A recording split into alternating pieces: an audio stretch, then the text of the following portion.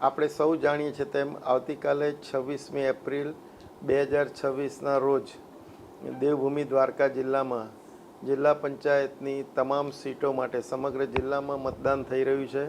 સાથે સાથે 4 તાલુકા પંચાયત માટે પણ મતદાન થનાર છે અને ખંભાળિયા નગરપાલિકા અને જામ રાવલ નગરપાલિકા માટે પણ આપણે સ્થાનિક સ્વરાજ્યની ચૂંટણી માટે મતદાન કરવાનું જઈ રહ્યું છે.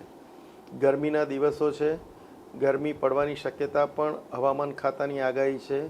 આ બધી જ બાબતો ધ્યાને લેતા હું સૌ નાગરિકોને અનુરોધ કરું છું કે મતદાન માટે આપણે વહેલી સવારથી જે સમય આપ્યો છે ત્યારથી મતદાન કરીએ અને આપણો જે હક છે મતદાન માટેનો અને આપણી ફરજ જે છે એને આપણે બજાવીએ.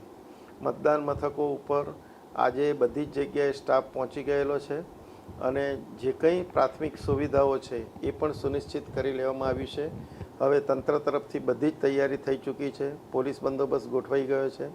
આ સંજોગોમાં તંત્રની કરેલી તૈયારીઓ અને આ લોકશાહીનો જે આ ઉત્સવ છે, યજ્ઞ છે, એમાં આપણે સૌ વહેલી સવારથી જ ભાગ લઈ અને આપણું મતદાન અવશ્ય કરીએ.